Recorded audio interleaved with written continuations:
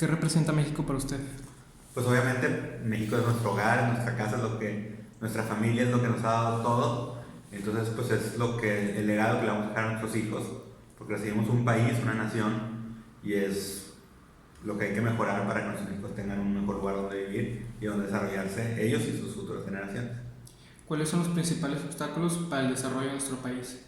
Bueno, yo creo que el principal obstáculo que tenemos pues ha sido obviamente una historia política pues de hegemonías que tuvimos en el siglo pasado con el PRI, que pues era totalmente pues una dictadura perfecta con un partido hegemónico por casi todo el siglo, que al inicio de este siglo XXI, en el año 2000, se rompe con la llegada de Vicente Fox a la presidencia de la República, pero que lamentablemente el mexicano, no sé si sea algún complejo, pues decide regresar al PRI 12 años después, en el 2012, y luego todavía aún peor, decide regresar a un PRI modificado, al PRI de los 70s y los 80s, con Morena y López Obrador. Entonces, pues sí tenemos un complejo histórico político de sumisión y control al caudillo. ¿Qué es la democracia? La democracia es obviamente la participación de todos los ciudadanos en la cosa pública, en las decisiones de lo que hacen que nuestra sociedad, nuestra comunidad, nuestra nación pues se desarrolle, ya sea para bien o para mal. Lamentablemente, pues como dijo Churchill, la democracia es el mejor sistema, pero es imperfecto. Y esas imperfecciones han hecho que en las últimas generaciones pues haya críticas a la democracia y no se analice que obviamente tiene limitantes, pero que es la mejor forma de desarrollarse en comunidad. ¿Qué tanto se llega a escuchar a los ciudadanos y se actúa por ellos en Nuevo León? Bueno, creo que cada vez se escucha más. Creo que lamentablemente pues a veces escogen de forma equivocada. Creo que cada vez más el ciudadano decide más con la inmediatez y no con la historia, no un análisis integral de las cosas. Y también cada vez más decidimos más con un sentimiento y menos con el raciocinio. Voy a poner dos ejemplos. Como mencioné, el PRI gobernó pues, México y también Nuevo León por más de 70 años. Llega el PAN a un gobierno, lo hace 1000 veces mejor, y la ciudadanía decide regresar al PRI, y luego cuando se enoja otra vez con este regreso del PRI, engloba los 70 más 12 años o 18 años del PAN y dice: el PRIAN gobernó México por 90 años.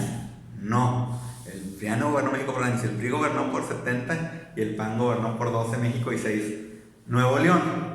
Y luego dice: vamos a acabar con el PRIAN. Y tanto a nivel presidencial como en el gobierno local deciden votar por políticos que hicieron su carrera, que nacieron a la vida política en el PRI, tanto en López Obrador como en Jaime Rodríguez. Entonces es absurdo que hoy lo vemos. Hace 5 años, por aclamación, la ciudadanía eligió a Jaime Rodríguez, y hoy es evidente que hoy lo rechazan totalmente. Jaime Rodríguez fue yo parece que estamos viendo repetir la historia, porque hace 6 años todos decíamos: Jaime Rodríguez fue candidato con Rodrigo Medina como el candidato alcalde de García, Rodrigo Medina como candidato a gobernador, y él se hizo como el redentor que iba a meter a la cárcel a Rodrigo Medina. Hoy tenemos a Samuel García, que hace 5 años como candidato a diputado local de MC hizo campaña por el Bronco, pidió el voto por el Bronco, y hoy, con tal de ser gobernador, demagógicamente dice que él va a destituirlo. ¿Cuáles son los principales obstáculos para un político?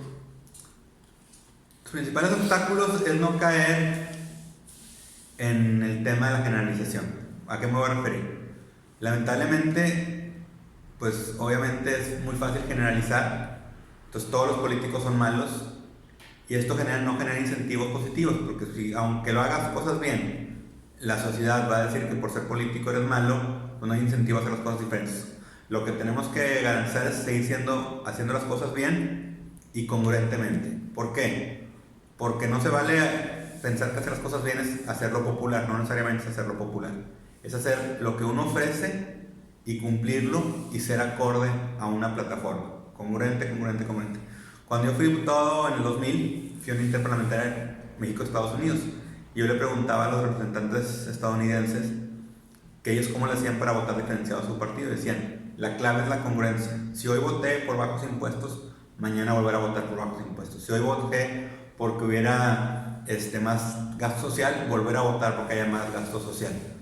Y hoy lamentablemente vemos cómo esta congruencia cada vez existe menos, cambian de opinión los políticos sin ninguna consecuencia, inclusive cambian de partidos con una incongruencia ideológica total, pasan de un partido totalmente pro familia a uno totalmente pro nuevas tendencias, de un partido de izquierda económicamente a uno de derecha y viceversa, y esto es inadmisible. Creo que es muy lamentable que no se privilegie al decidir por quién votar, pues a quienes han sido congruentes en su vida política.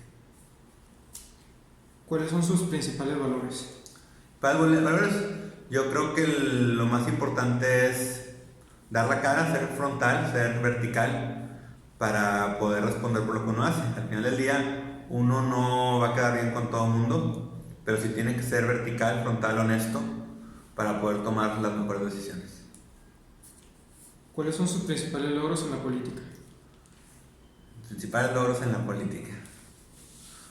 Bueno, creo que hemos aportado para que Nuevo León pues, pueda ser un poco más democrático. Yo entré al PAN en el 95, cuando todavía no ganábamos ni la gobernatura ni la presidencia de la República. Me ha tocado principalmente estudiar mi carrera en el ámbito legislativo, y ahí, contrario a lo que muchas veces sucede con otros legisladores, pues mis votos no siempre han sido en base a una línea de partido. Mis votos son muchas veces diferenciados, siempre consistentes, y creo que eso es importante para el equilibrio de poderes y para la democracia. Me tocó ser diputado con Vicente Fox y ahí mi voto era diferenciado en los temas que yo consideraba que no eran los idóneos. ¿Cuáles han sido las peores experiencias que ha sufrido dentro de la política? Las peores experiencias, pues la traición. Creo que lo más duro de la vida política es que pues lamentablemente muchas veces se privilegia y se premia a quien traiciona, y eso pues es doloroso en el ámbito personal. ¿Cuál es su percepción acerca de la cuarta transformación de Andrés Manuel López Obrador? Pues hay que reconocerle algo. Él fue vertical de lo que era, un socialista, un político populista de izquierda, pero obviamente pues es una fórmula de fracaso. Los que estamos equivocados a los mexicanos en haber votado por él, bueno, los que votaron por él, y hoy tenemos que rectificar, porque vemos que todos los partidos de este nuevo socialismo moderno latinoamericano, todos los que firmaron el Foro de Sao Paulo, pues sus economías están totalmente destrozadas. Tenemos el ejemplo, pues el cubano, el venezolano, el nicaragüense, el argentino, el boliviano, el ecuatoriano. Entonces, si en el 2021 no rectificamos con la conformación de la Cámara de Diputados y le ponemos un dique a estas propuestas populistas socialistas, pues México inexorablemente estará en las mismas condiciones que estos países, que en todas, aunque prometían pues igualdad y prometían justicia social, lo único que lograron fue que el país se empinara económicamente, y eso genera igualdad, pero todos amolados, cuando la igualdad a la que debemos aspirar es todos en una mejor vida y una mejor situación económica. ¿Cómo cree que será el avance o retroceso de nuestro presidente en su sexenio? Pues si continúa con sus políticas populistas socialistas, pues va a ser cada vez más tirano, y cada vez va a tener el país en situaciones mucho más complejas económicamente y con mayores carencias para la comunidad. Si en menos de un año ya tenemos que faltan medicinas, que faltan apoyos en estancias, que faltan apoyos en las escuelas, pues si sigue con esta tendencia, pues cada día la economía va a estar peor y las carencias para todos los mexicanos serán mayores, desafortunadamente. Ojalá que haga este cambio, porque a nadie nos conviene esto. ¿Y qué importancia tienen los jóvenes en la actualidad en asuntos políticos? Son fundamentales. Al final del día, el joven pues es el voto más importante, es el mayoritario, pero también es el más fácilmente descontextualizado, y eso creo que es importante conocer la historia. Hay una frase que dice que quien no conoce su historia está condenado a repetirla, y desafortunadamente pues hay muchos políticos que hoy tratan de únicamente descontextualizar en el hoy, sin ver la historia de cada partido político, sin ver la historia de cada candidato o funcionario público. Y los jóvenes deben de participar, deben de crear su nueva historia, pero cuando tienen que optar por personas ya mayores, pues tienen que conocer cuál es la historia, y historia de claroscuros. Siempre, obviamente no hay ni trabajo social ni individual que sea perfecto, pero sí hay partidos y hay políticos que han hecho las cosas mayoritariamente bien, y esos son los que hay que optar, no por los que se camuflajean y se esconden para aparentar lo que no son, que es el caso de los expriistas Jaime Rodríguez y Andrés Manuel López Obrador. Y ya está. Gracias.